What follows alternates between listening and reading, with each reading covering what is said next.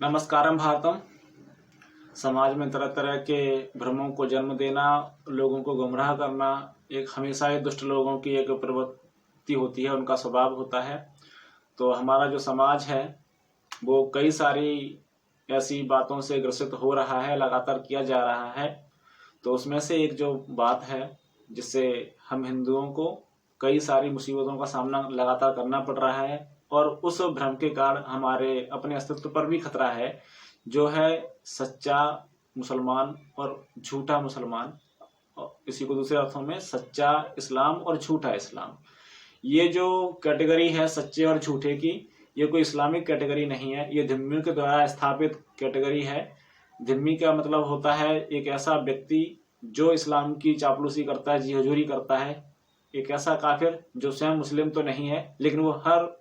मुस्लिम act को justify करता है उसके और इस्लामिक आतंक के लिए, इस्लामिक जिहाद के लिए काफिरों के बीच में दीवार बन करके खड़ा होता है। अर्थात एक ऐसा व्यक्ति जो स्वयं काफिर है और काफिरों को मारने के लिए उनको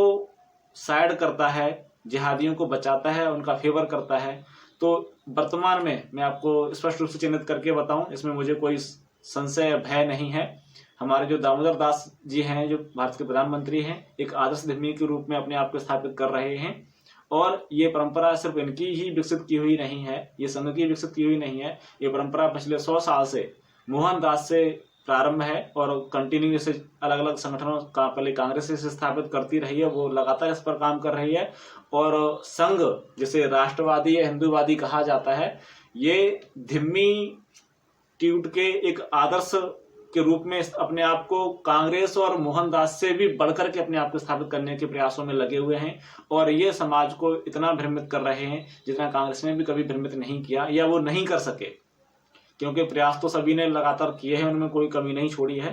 तो ये धिम्मी ट्यूट के कारण जो भ्रम फैला हुआ है समाज में सच्चा और झूठे का, तो उससे हमें बचना है। तो मैं आपको बता दूं कि दुनिया में कहीं भी कोई भी सच्चा या झूठा इस्लाम जैसा नहीं है। जो है वो सिर्फ एक ही इस्लाम है जिसे आप जिहाद के रूप में देखते हैं, हर जगह आतंक के रूप में देखते हैं, हिंसा के रूप में देखते हैं और निर्दोष लोगों के साथ दुर्व्यवहार के रूप में देखते हैं। वही एक सच्चा इस्लाम है और वही वास्तविक इस्लाम है और दूसरा कोई इसका कैटेगरी नहीं है, कोई दूसरा वर्ग नहीं है, कोई दूसरी तह नहीं है।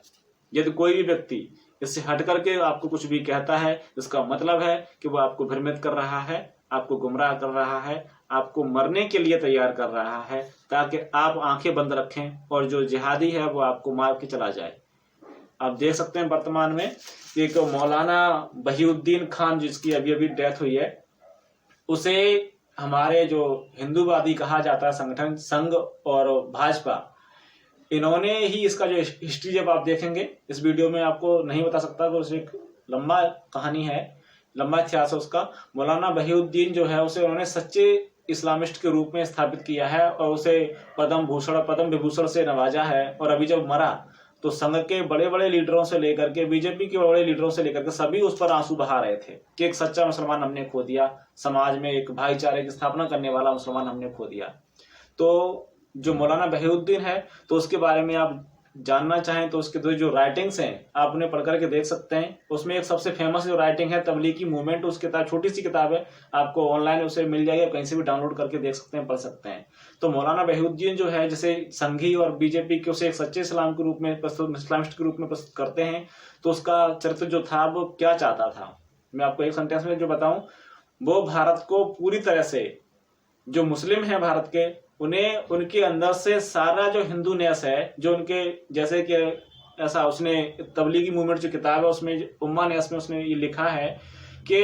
हम जहां भी जाते हैं देखते हैं मुसलमानों को, तो ऐसे मुसलमान हैं जिनके नाम भी हिंदुओं के जैसे हैं, करण सिंह, ज्ञान सिंह, फलान सिंह, इस तरह से, और वो सारे अपने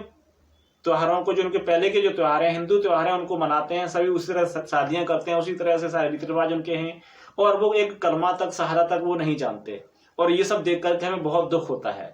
तो उसने इस मूवमेंट को प्रमोट किया, तबलीगी जमात को, जिसके जो अभी भी कोरोना काल में सभी के सामने प्रचार में आया।